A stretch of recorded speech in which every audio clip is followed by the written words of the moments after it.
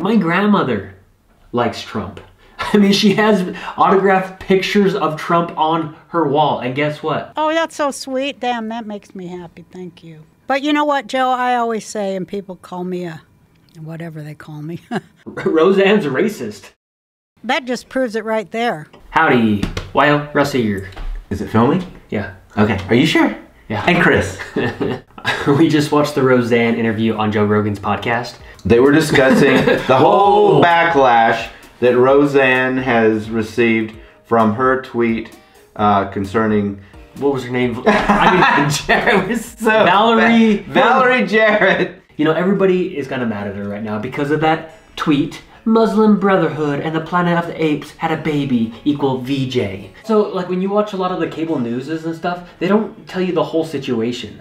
It's all like just a marketing strategy that shows you like the most controversial like little piece, and then they stretch it out of proportion to get views, and then it makes us be like, wow, Roseanne's a racist. Instead of understanding that like her tweet was actually only politically motivated. I still don't understand her context of how it was politically motivated. She tried to explain it, but I didn't understand it. Well, first of all, I haven't seen the movie Planet of the Apes. I mean, I've seen the old series, but I know there's a newer one out, and I don't know which one she's talking about. You didn't say anything intentionally racist. No, I said the way people decide about the work of Valerie Jarrett's hands, and I also was referencing my very favorite movie. So if we could talk about how fucking awesome that movie, Planet of the Apes. I thought that tweet was about a science fiction movie, and which I think is very apt in the world today, particularly in Iran, where just a small group of corrupt leaders are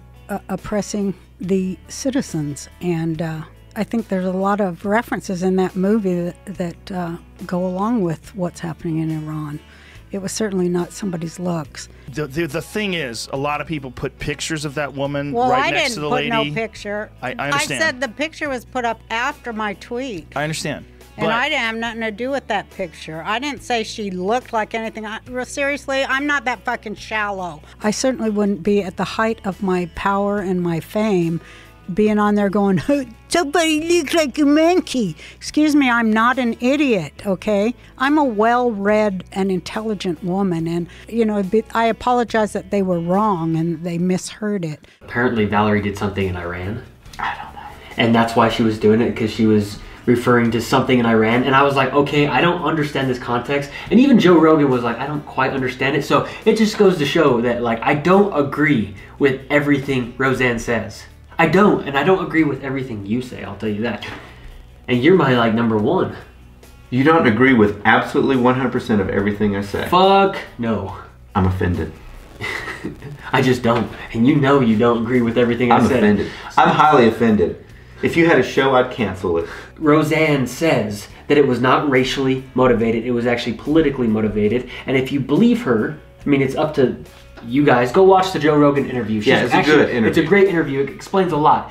But if you believe her, she didn't know Valerie was black. Well, let's put it this way. At least in that interview, it indicated that Valerie has had her genetics done and she's 46% African descent. So she's more something else than she is African descent anyway. It's this weird thing with race to begin with, that if someone is half African American descent and they're half Caucasian descent, they're automatically black. And I don't get that. I've never understood that. They're half black. They're half black. They're also half white. They're in between, and they should be loved and respected just like everyone else, no matter what race you are. It's just this whole thing with race, it's gonna ultimately break down. In one way, it's sad because I think the different races are beautiful, but I don't know why we can't figure out how to live on the planet together as different races and mixed races and what have you. It's just like, this whole race thing is just crazy. If VJ is 40-something% black. 46% is what her DNA said. How does that make her black? It means she's a mutt, like all of us. Yeah, we're all mutts. Roseanne, didn't she say she thought she was Jewish? What is she, 1/8 black? Like, what is she? Something very small. 46% or something. Really? Yeah, she had her DNA done and was talking about it. Oh. And 40-something really? Caucasian. And it doesn't look like it. But whatever. whatever. The idea we can't was, tell who people are by how they look. I'm 1.6% African. And I am of North African ancestry. How much? It's like a very small percentage. 65,000 years ago, I have African DNA. We all do 65,000 years ago. You're not special. We all do. I'm not special? You want to brag about your little wee bit of African DNA? I haven't even had mine done yet, but I guarantee you I have some African DNA because I'm a human. I thought that made us all special. From at least this picture, she doesn't look black. Because she's not 100%. She looks Mediterranean to me. I don't know. Well, she also straightens her hair. She straightens her hair. Which tends to be a white trait, but anybody should be able to do it. I don't really like the whole cultural appropriation thing with everything. It's like, you know what, like, let her straighten her hair. If she feels better with her hair straighten it. It does make me think that she would be a white woman right there. We're Jewish. Which Roseanne thought, because she looks like someone, she sort of looks like Roseanne. Holy crap. They kind of look alike. I mean, in a weird way. Well, Roseanne said, I thought she was Jewish. I mean, seriously. She looks like my relative. Okay, like their head shape, very similar. Their cheeks, very similar. Yeah. Their eyes, very similar. Their eyebrows, similar. I'm a well-read and intelligent woman, and it wasn't what people thought it was. And still, I apologize for inadvertently hurting anyone's feelings. They should have examined what you actually said and what your intentions were and let you apologize. Yeah. And then have a conversation with you on one of their shows in long form. I mean, I just think that what they did was just very hasty and very foolhardy. And they should have known who you were beforehand. They should have known about your mental health issues. They should know. They should have known about your medication issues, all of those things. They knew. Why can't we forgive her?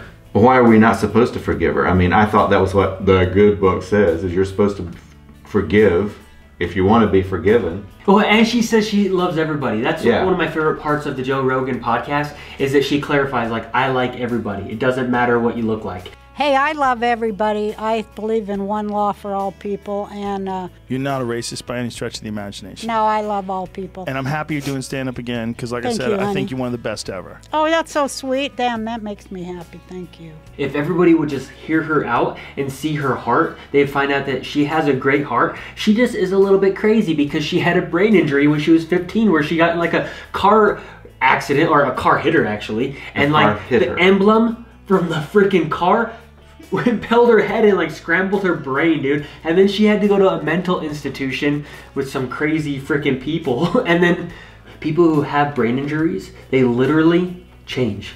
A lot of them, at least. A lot of them, like their personalities change. And you've had legitimate, real, diagnosed, treated mental health issues, trauma-related issues. There you go. How do you like that, like baby? And this woman, girl, she was on her way to the university, and she ran me over. But I was in the hospital for a while, you know, and I had a head concussion and a brain concussion. Then I came out of there, and I had forgotten everything about math when I returned to school. And also I became way more impulsive. I don't know what I did. Then I started going really out there into the ethers. How many people do you think know this about your mental health history? You know, anybody who knows me. I don't think very many people know it, that we're angry at you. But this is what my point was. If you have a person with a broken leg and they can't run, and you get mad at them because they can't run, isn't that ridiculous? Well, if you have a person that has brain issues, and then they do something that's erratic, and you're mad at them for that, well, you're a fucking idiot. That's stupid. And you call them a racist. They turn on you in a disproportionate way. Well, they did cancel the show before even one advertiser had pulled out. So Roseanne had a brain injury, but she was also high on Ambien when she tweeted VJ. That's the other thing. She's on Ambien. Yeah, and beer. And beer, yeah. So. I mean, that stuff like makes people like draw on the ceilings when they're on that, and they like have these like weird episodes where they get on planes and like fly like far distances, and they're like, how the heck did I get here? They cook a whole meal and don't know that they cooked it. Her daughter recorded her saying, yeah, this fish just swam through my window. Uh-oh, it's stuck in the mirror. So she's, at night if she's on Ambien, she's high. People do weird stuff. A lot of them try to commit suicide or commit suicide on Ambien. Ambien makes you not have a clue what you're doing, at least for a lot of people. I wouldn't take it. I've known people that have done weird things on Ambien, so it's not going to be my go-to drug if I were not able to sleep. So I know you can't blame like her tweet on like her being on drugs necessarily, but it at least gives you context. Well, yeah, but you can't use it as a cop-out, like, oh, I got a DUI, well, I was drinking, I couldn't help it. It's like, no, you still make choices to do the drug. I mean, that's just the reality. It's not like the healthiest drug, and it's going to affect your decision-making, and you should know that before you do the drug. Yeah. But at least it allows you to know what her mind state was and why it was that way. Yeah.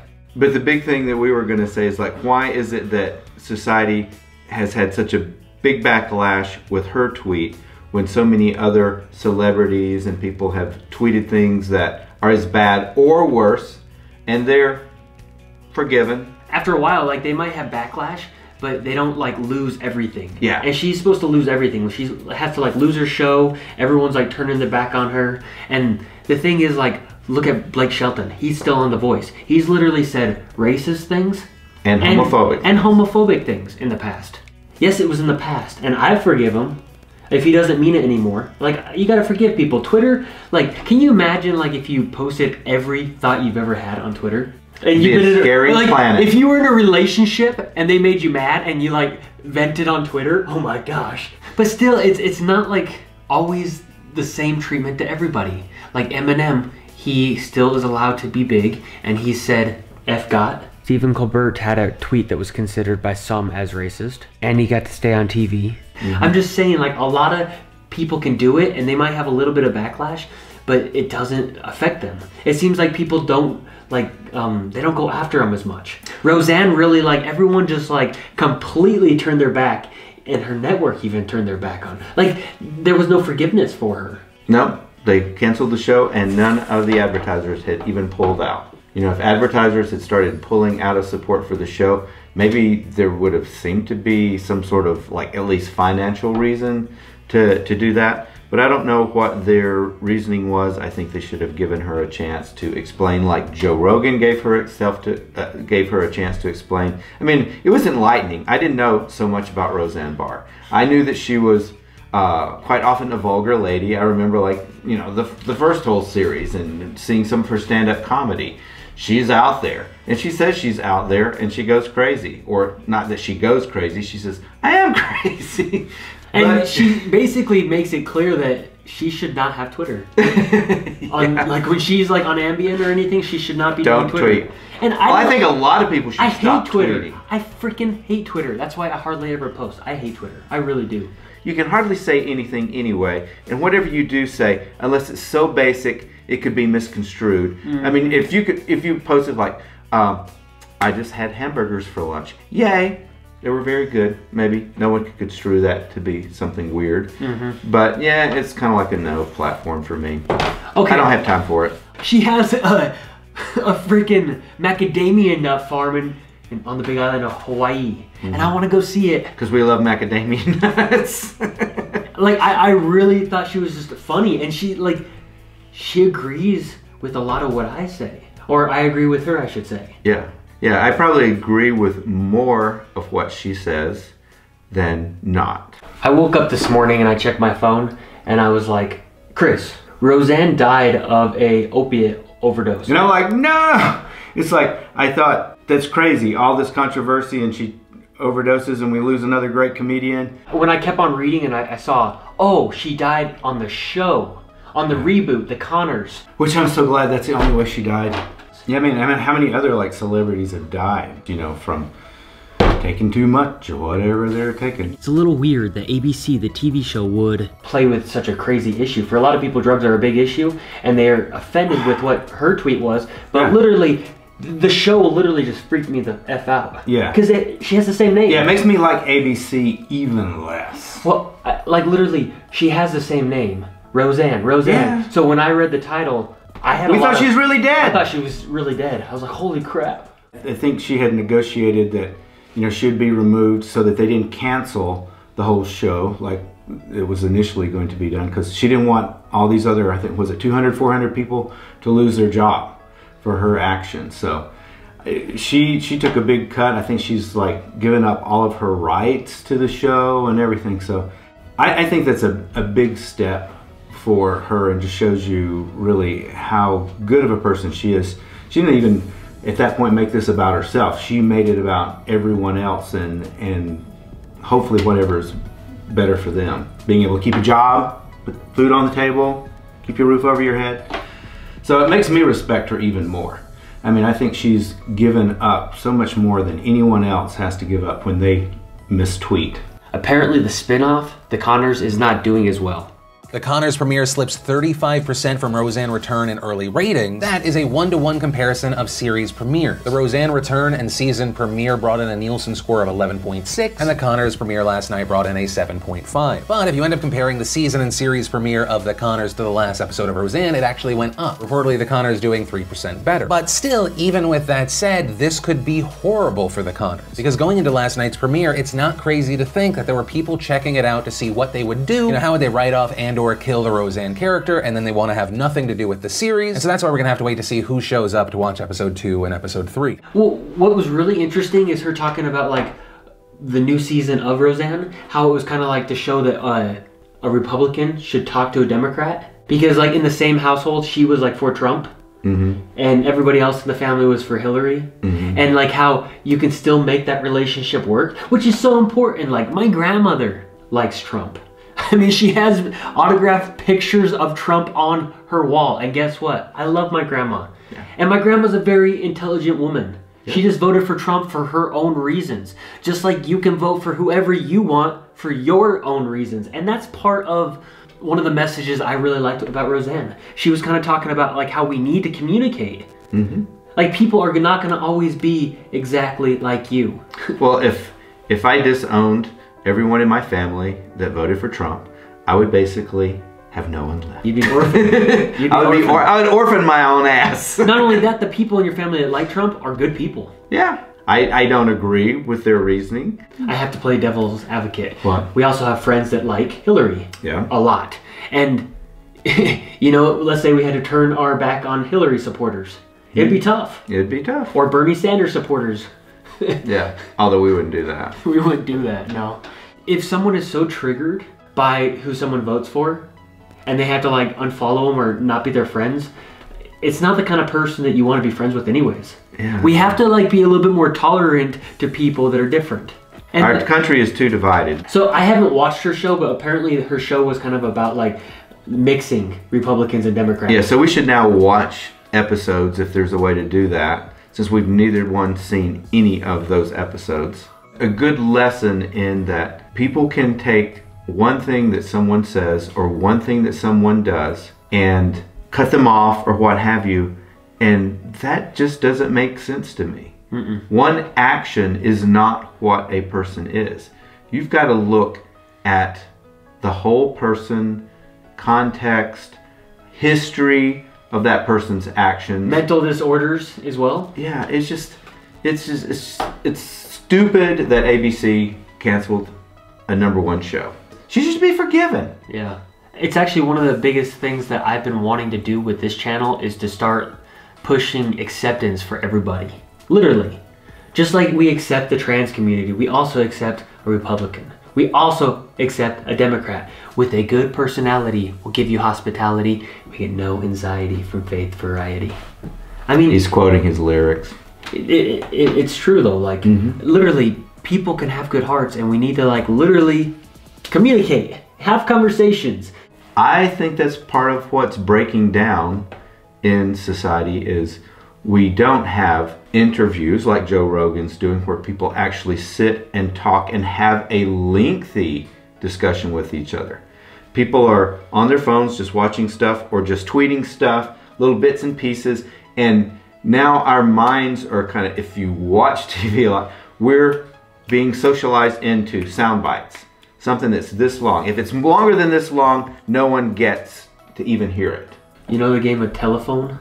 Yeah. It's like that. It's like tweet-a-phone. Tweet-a-phone, yeah. It's like a big game of tweet-a-phone. One last thing that I wanted to say, and it's about like how a lot of times people will spread a story without actually really knowing the context. Do you remember on Facebook one time, there was some story, and I think it was, maybe, was it Trump? Doesn't matter. Yes, something, and I like... It was something about Trump. I reposted it. Let me explain though. There was something about Trump, and it was just like, did you fact check that? Like, that sounds a little like maybe stretched. I was like, maybe fact check. Go look at other sources and read the whole context of what actually happened. I was like, do that about that before you retweet, and we all should do that. And guess what? You went and fact checked, and you found out that it was bullshit. Yes, and I wasn't tweeting it. And you already retweeted it. No, I did not tweet a thing. Oh, you reposted it. I reposted it on Facebook because I don't tweet. And I had just gotten my mom because she had posted something on Obama. And I said, Mom, that doesn't even make any sense about Obama or Michelle Obama or what have you. I don't even remember who it was about. It's like, that doesn't make any sense. I went and like, you know, this is not even true. And then I got caught reposting something right in the opposite. And I was mad. I was like, don't post something until you fact check. And you did. You already posted it. But and I apologize. But we live and we But you know, what did I do? I went to Facebook and I said, this was not correct. I should have checked it. And I corrected myself. Since you spread that false propaganda bullcrap and you ruined a lot of people's lives, you ruined a lot of people's lives. You should have lost everything, and you should not be forgiven. Lose your ass. No, I forgive you. I forgive you. Should I forgive you for forgiving me? I forgive you. This is what we think after watching Joe Rogan's podcast with Roseanne. Go and watch the whole 2.5-hour thing and see what you think. If you're not subscribed, feel free to subscribe. We want our subscribers to go up, up, up, up, up, up. Why, Russ? And Chris. Love you long time. So Chris... Oh, do a whole other video about that, because I don't want to show He might have something, and we'll talk about it in another video. They're going to ask. My hair's covering up something. Can you see it right now? Oh, dude, you can see it. It's like, yes.